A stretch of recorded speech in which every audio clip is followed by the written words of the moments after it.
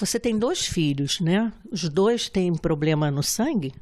Isso, 2 filhos, o Luca tem 8 anos, o Liam tem 4, e os 2 têm uma coagulopatia chamada hemofilia. No caso deles, eles têm a condição A grave, então eles têm a deficiência do fator 8, e é grave, significa que eles têm menos de 1% do fator 8 no sangue. As pessoas também com hemofilia, artropatia hemofílica, não estão amparadas por lei. Então, elas têm já o desgaste, a degeneração da articulação, elas têm limitações físicas e, mesmo assim, não são enquadradas como deficientes por lei. Olá! A hemofilia é um distúrbio genético e hereditário que afeta a coagulação do sangue, doença rara. Ela atinge 1 a cada 10 mil pessoas. São cerca de 400 mil pacientes diagnosticados no mundo, quase todos do sexo masculino.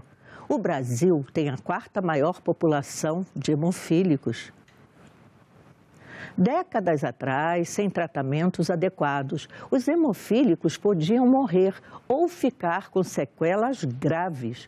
A partir dos anos de 1970, pesquisas trouxeram novas técnicas na produção dos fatores de coagulação, mas ainda havia o risco das transfusões de sangue.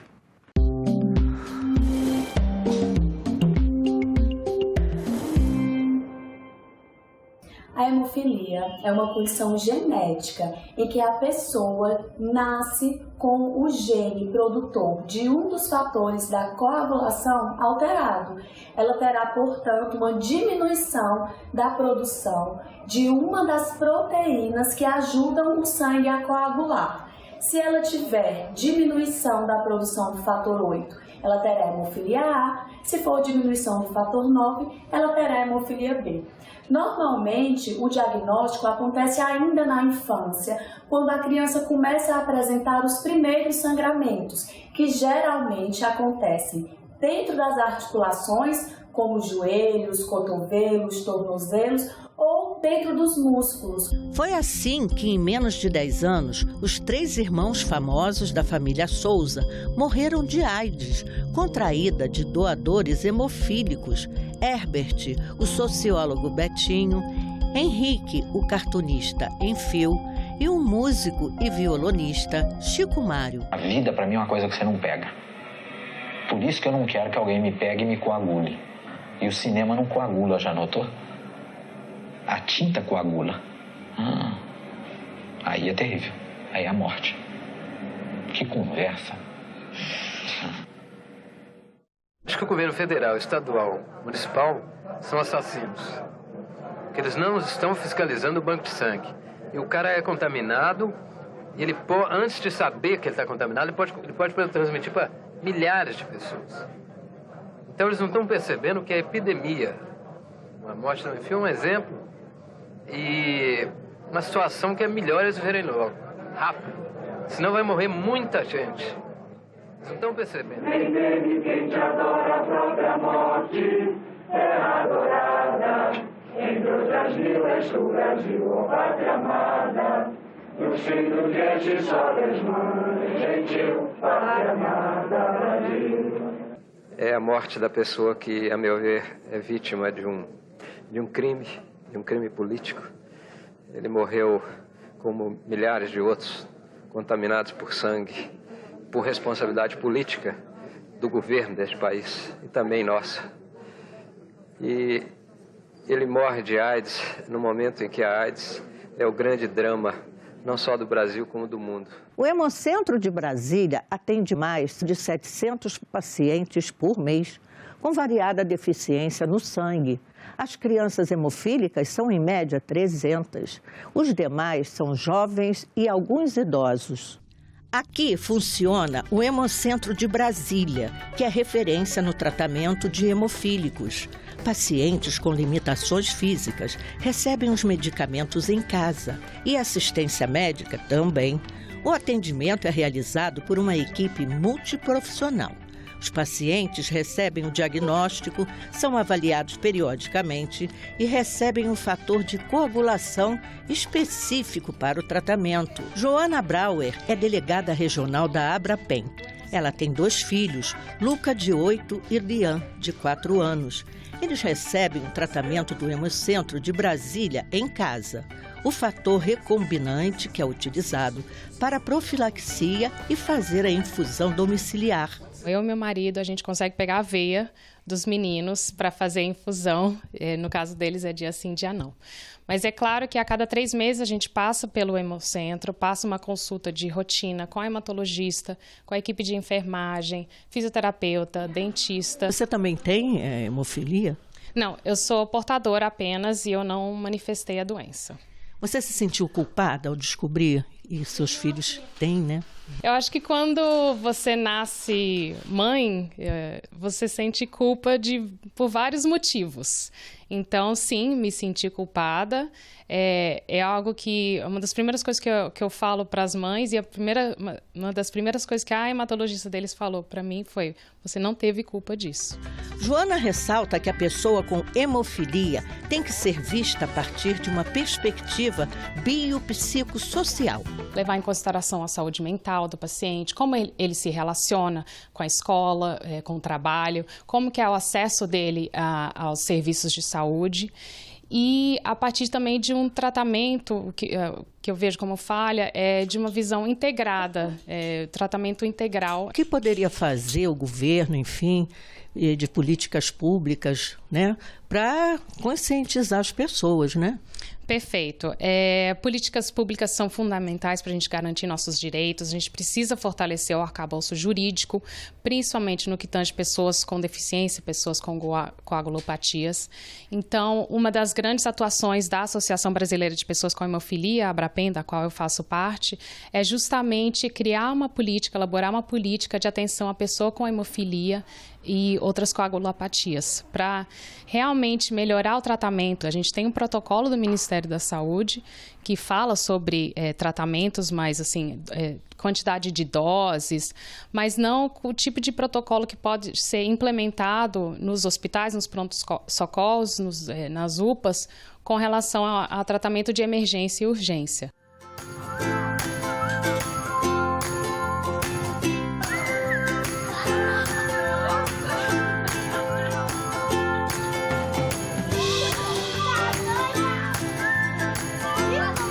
Muito importante que a criança saiba os seus próprios limites, se aproprie da condição que ela tem, para assim ela também ter consciência de seus direitos e dos seus limites.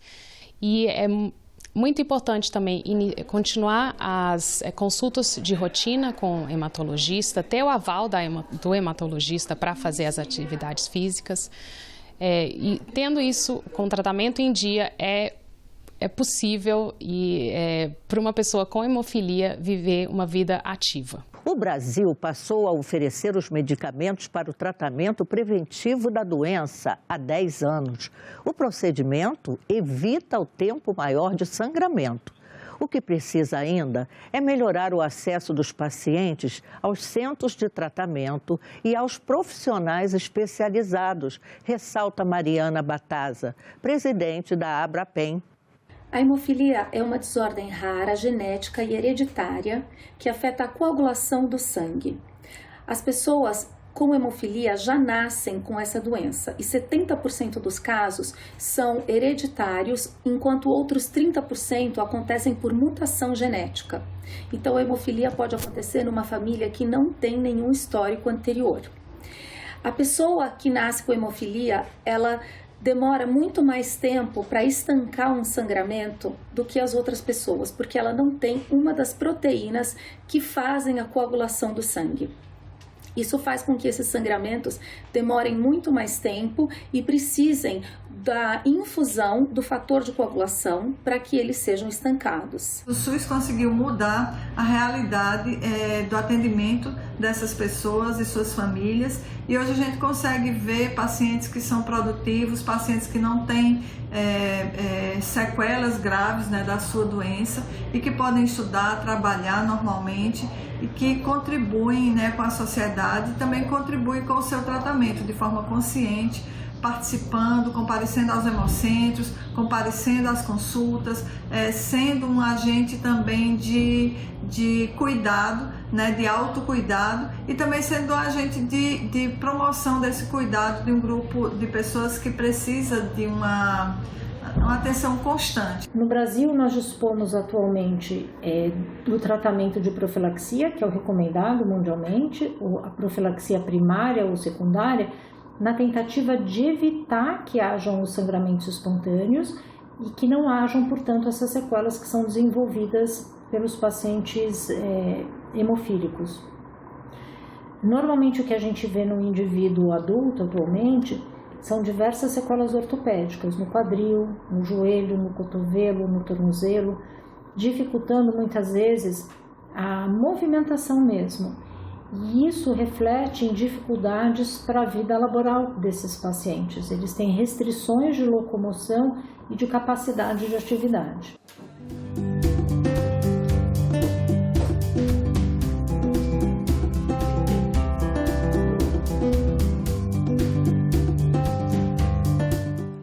Tem gente que passa mal? É muito raro reação, porque antes da gente infundir as medicações, a gente faz testes, né? Para que eles não tenham reações graves durante a infusão. Quantas doses ela toma? Vai de acordo com o procedimento que ela vai fazer, porque como ela não é tão grave, de acordo com o procedimento é que é determinada a dose. Ela fez uma extração do dente, aí é um pouquinho maior a dose. Que mal que ela tem no sangue? Ela tem um distúrbio de coagulação, né? E aí, o que acontece? Quando ela necessita fazer alguma intervenção que vai fazer corte, extração dentária, aí a gente faz essa reposição para que ela não tenha o que a gente chama de intercorrência, né? Que são sangramentos pós o procedimento. Ela está levando para casa também a injeção para tomar, né? Isso, alguns pacientes levam para casa. No caso dela, ela vai tomar aqui, depois ela leva e a gente treina os pacientes para fazer a autoinfusão, né? Porque como é um atendimento ambulatorial, a gente não funciona à noite. Alguns pacientes têm a necessidade de fazer a infusão à noite, então eles todos são treinados. E quando não, eles procuram a própria rede pública que faz esse tipo de infusão neles. E aí, a senhora sentiu alguma coisa? Não, senti nada não, tá tudo ok. Preparada para fazer em casa? Preparada para fazer em casa. Eu faço, a minha filha que é técnica faz também, mas eu não tenho nenhum coisa. Antigamente eu tinha muito medo, né, até da agulha. Depois que eu fui treinada, eu faço lá 4 seringas e vou aplicando lentamente até termina. Jaqueline, mãe de Enzo Miguel, descobriu que o filho tem hemofilia grave com 1 ano de idade. Como foi que você descobriu? Ele subiu no berço do irmãozinho dele e bateu a boquinha e começou a sangrar bastante. Ficou 1 semana sangrando, muito, muito, muito. Levava no hospital, voltava, levava de novo, voltava. E não tinha alguma explicação, né? Sobre o que ele tinha. O hospital da criança pediu para transferir ele para lá, né? Pegaram, transferiram. Ele ainda recebeu uma bolsa de sangue ainda, né? E transferiram e fizeram a descoberta que ele tinha hemofilia grave. Que doença no sangue você tem? Hemofilia A+. O que significa isso? Hemofilia grave. É um tipo de doença onde a gente não contém coágulo no sangue. Então, caso um corte, alguma coisinha que acontecer, sangra até tomar o remédio. A gente precisa sempre estar com o fator, né, tomando sempre.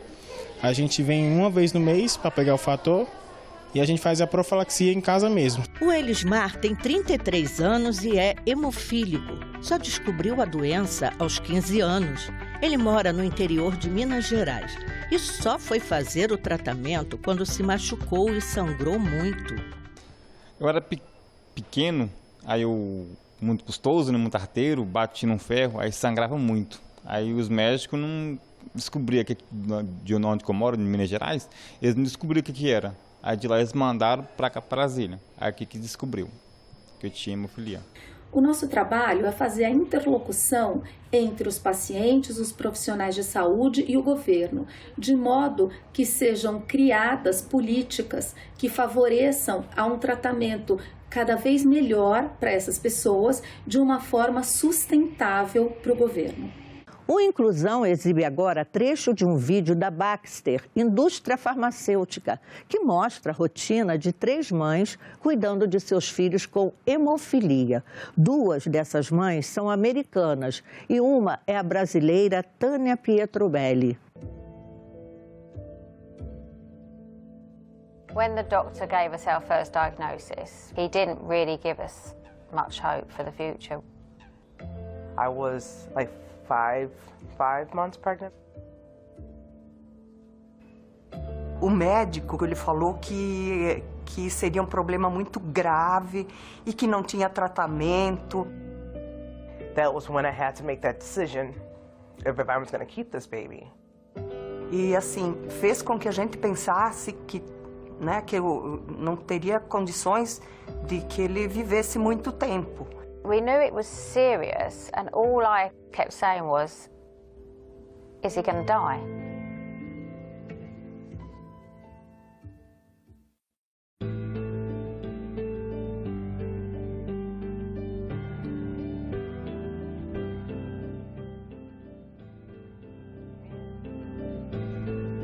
Me and Jonas, our relationship is really special because I always call him my favorite son. He's my only son, but he is my favorite son.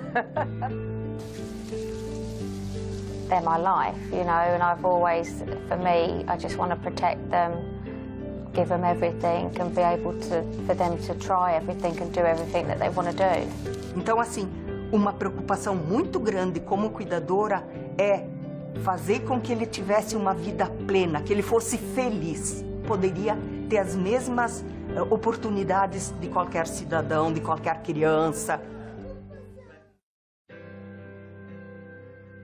My family has dealt with hemophilia long before I was born. My brother, he passed away when he was 2. I had my other brother, he passed away. I didn't want my son to go through that.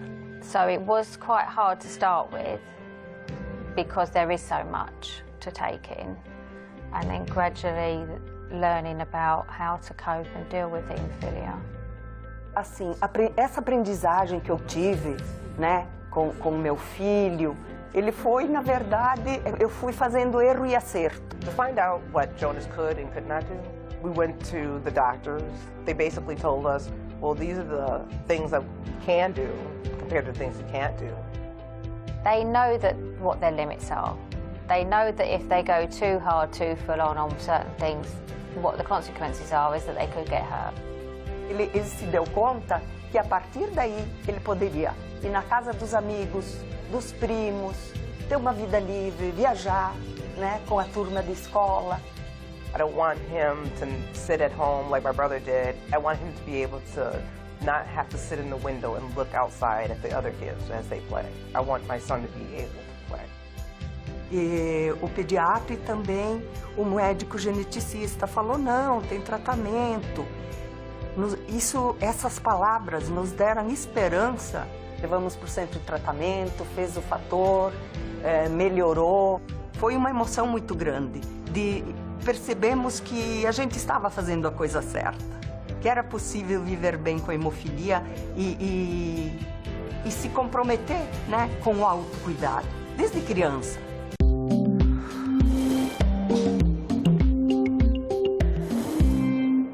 O Dia Mundial da Hemofilia é celebrado em 17 de abril. A Comissão de Direitos Humanos do Senado promoveu uma audiência para discutir políticas públicas que garantam a qualidade de vida para os hemofílicos.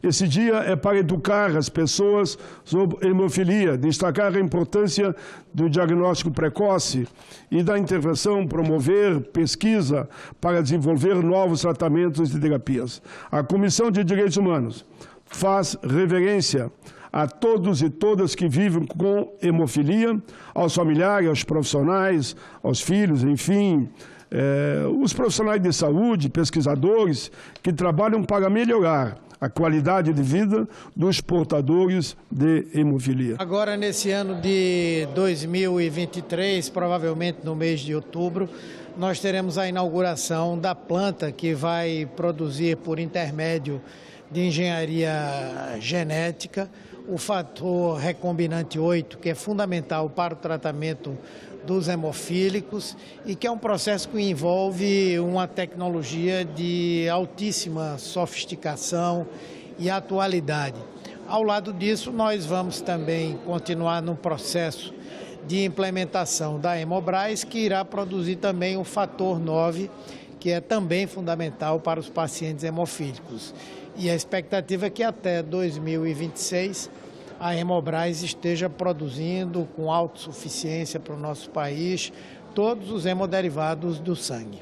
O tema da hemofilia vem sendo objeto de audiências públicas no Senado Federal, com a participação do Executivo, de órgãos regionais, da Federação Brasileira de Hemofilia, e tem sido assim um assunto extremamente relevante e importante. O interessante é que o trabalho vem sendo muito bem articulado no Brasil e fruto, assim, de um esforço de todos os setores da sociedade. Joyce Aragão, coordenadora geral de sangue e hemoderivados do Ministério da Saúde, disse que o Brasil tem hoje cerca de 30 mil pessoas com coagulopatias, incluindo os hemofílicos. A necessidade de adequarmos, de atualizarmos os tratamentos, de enfrentarmos as situações que acontecem ao longo dos anos no tratamento, é um compromisso de ouvir, de estar junto, de dialogar e de garantir que não falte hemoderivados, que não falte medicamentos para dar qualidade de vida e longevidade às pessoas com coagulopatia. Há quase 10 anos a gente implementou já as profilaxias primária, secundária, né, e terciária para todos os pacientes, né? A questão da imunotolerância também, o tratamento já foi realizado por 500 pacientes, né? E a gente tem recentes publicações que mostram a queda de mortalidade de pacientes com hemofilia no país. Fabiano Ramaiolo diz que o SUS faz o tratamento para os pacientes e mantém a dose profilática para a melhoria da qualidade de vida de todos. A gente já passou por greve de caminhoneiro, pandemia, né? E em nenhum momento a gente deixou os pacientes sem medicamentos, né? A gente mudou a conduta durante esse tempo. A última agora que a gente implementou, que tem funcionado, que são os 3 meses, né? A gente mantém os 3 meses de dose profilática mesmo com os pacientes. Até alguns pacientes pegam esses medicamentos no hemocentro e levam para sua casa, né? Para manter, justamente para a gente ter uma, digamos assim, uma melhoria de qualidade de vida dos pacientes na ponta. A presidente da Federação Brasileira de Hemofilia, Tânia Pietrobelli, explicou que só a partir de 2009, com a ajuda do senador Paulo Paim, foi possível garantir o tratamento preventivo. Foi em 2007 que a gente se conheceu. Em 2009, o senador Paulo Paim conseguiu uma audiência pública para nós, onde a gente discutiu que o tratamento no Brasil ainda era de sobrevivência. Só se tinha tratamento para estancar a hemorragia depois que acontecia. E nesse período, depois eu vou detalhar mais, as pessoas ou morriam ou se tornavam deficientes físicas permanentes e com dores permanentes. Nesses anos, tivemos grandes conquistas. Temos uma coordenação geral de sangue e hemoderivados junto ao Ministério da Saúde para cuidar das coagulopatias hereditárias. Conquistamos também uma compra centralizada pelo Ministério da Saúde para otimizar recursos. Além disso, temos os hemocentros nas capitais no interior para tratar as pessoas com coagulopatias hereditárias. Temos o caminho para atender mais rapidamente essas pessoas. O Inclusão termina aqui. Se você quiser rever esse programa, é só acessar o site da TV no endereço senado.leg.br/TV ou no canal da TV Senado no YouTube. Obrigada pela companhia e até a próxima. Tchau!